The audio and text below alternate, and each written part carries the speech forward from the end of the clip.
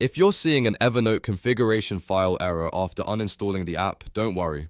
This is usually caused by leftover files, folders, or startup entries that were not removed completely. In this video, I'll show you how to clean up those leftover Evernote files, fix the configuration error, and then reinstall Evernote fresh if you want to start over. If this video helps, please hit like and subscribe for more quick software fixes and tutorials. Alright, let's jump right in. The first thing you want to do is make sure Evernote is completely closed.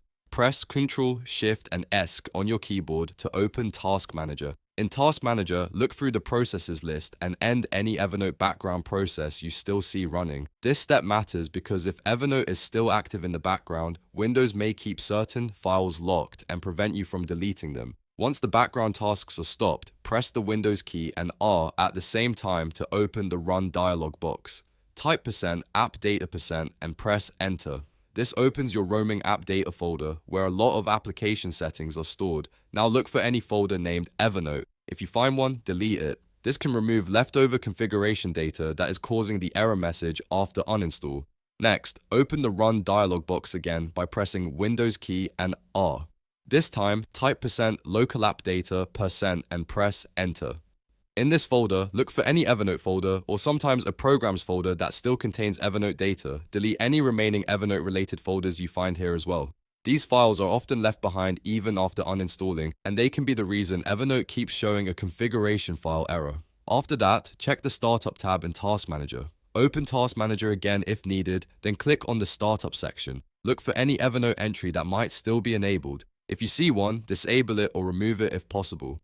This prevents Windows from trying to launch a broken Evernote startup item the next time your computer boots. Now that you've removed the leftover files and startup entries, restart your computer completely. Don't skip this part. A full restart helps clear any file locks, unload any stuck background components, and gives Windows a fresh start after the cleanup. Once your computer turns back on, check whether the Evernote error is gone. If you still want to use Evernote, the best next step is to reinstall it fresh from the official source. Open your browser and go directly to the official Evernote download page. Download the newest setup file from Evernote's website, not from a third-party source. Installing the latest version can help replace any damaged or missing configuration files and make sure you're starting with a clean install. Run the installer and follow the on-screen prompts to reinstall Evernote. After installation, open the app and check whether it launches normally. In most cases, removing the leftover app data folders and cleaning startup entries is enough to fix the configuration file error after uninstall. If the problem is still there, go back and double check that every Evernote folder has been removed from both %appdata% and %local appdata% and make sure no leftover startup entry remains in Task Manager. A small leftover file is often all it takes to trigger the error again. That's it. You've now cleaned up Evernote leftovers, removed the most common causes of the configuration file error, and reinstalled the app fresh if needed.